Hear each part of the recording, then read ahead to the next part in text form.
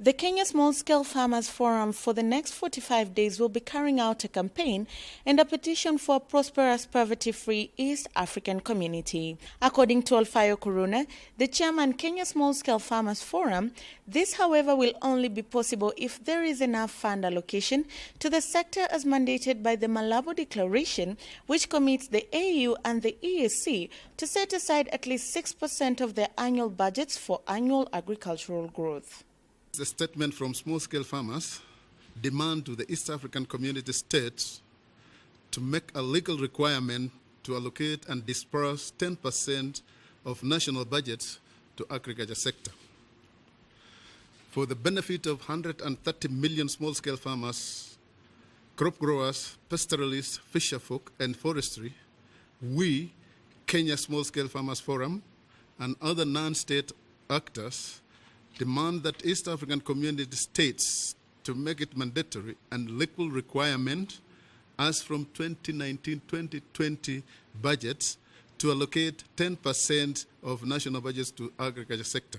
He went on to highlight the numerous benefits the East African nations are set to accrue due to this investment, key among them being both the local and global set development goals. Small-scale farmers, mostly women, comprise the majority population and feed the world and Africa inclusive. Agriculture has the potential to uplift poor people out of poverty 11 more times than other sectors like oil and gas in Africa. Agriculture is #1 employer in East African region and among the biggest contributor to the GDPs. Also, agriculture, I think, is a tradition as we were born to farm. Agriculture is the main source of raw materials for industrialization drive in the region. And lastly, investment in agriculture is a cornerstone to achieve UN Sustainable Development Goals 2030, African Agenda 2063, the Kenyan Big Four Agenda, that is ensuring food security, affordable housing, manufacturing, and affordable health care. Among the key natural resources that Africa has is fertile land. The continent is yet to fully realize the benefits that it can reap by fully exploiting the potential of the land.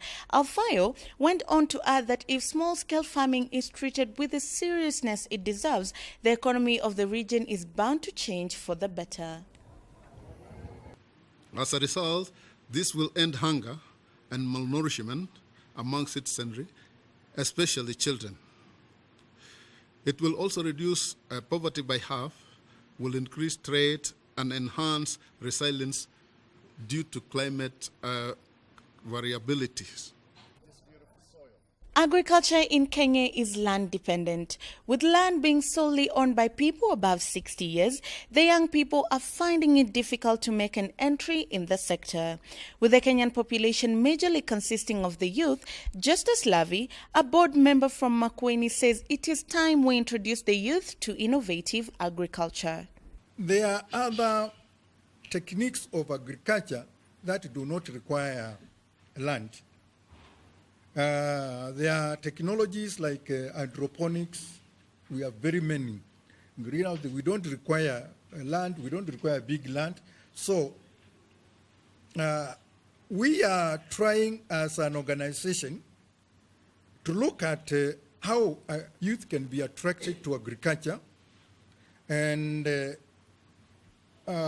with that generation of 60 and above, they do not farm as agribusiness.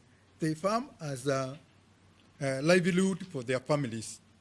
But the youth who want to do it as agribusiness, so we are looking at methodologies and techniques that youth can farm and make income.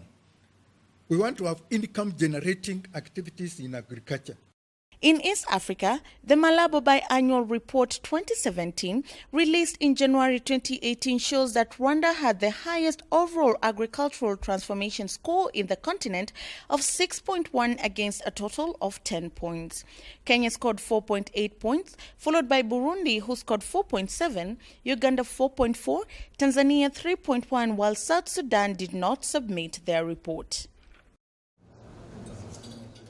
It is evident the winds of transformation are blowing hard and fast in the country.